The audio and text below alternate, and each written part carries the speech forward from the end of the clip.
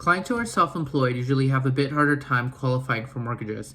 Now, the reason for that is the way banks normally qualify people when they're self-employed is it's based on their 2-year average from their personal income taxes.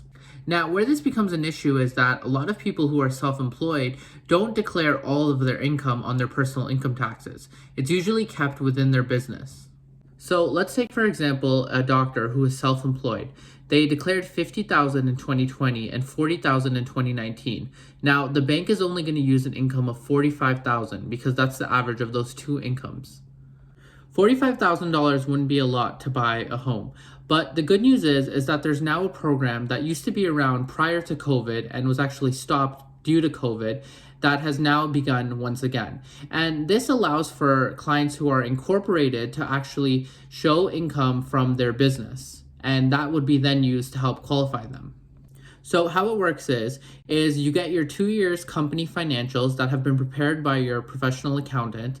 And what you can do with that is use the net income after taxes and minus any dividends taken. And that can actually be used towards your qualification. So the amount that they'll use actually does vary. So it's usually between 40 to 60%. It does depend on the type of business.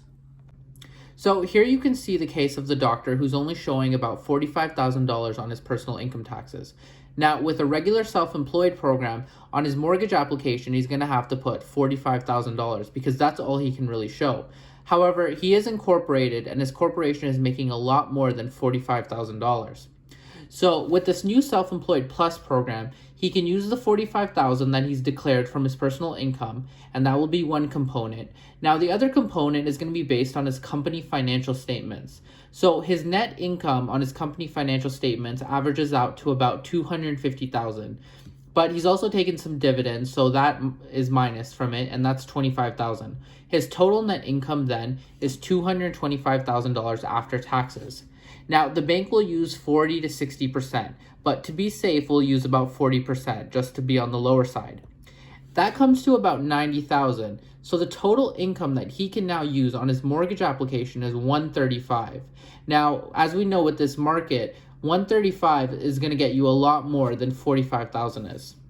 Being self-employed doesn't mean that you can't get a mortgage. There's a lot of programs out there that will allow you to actually qualify. If you have any questions, you can always contact us and we can find the best solution for you.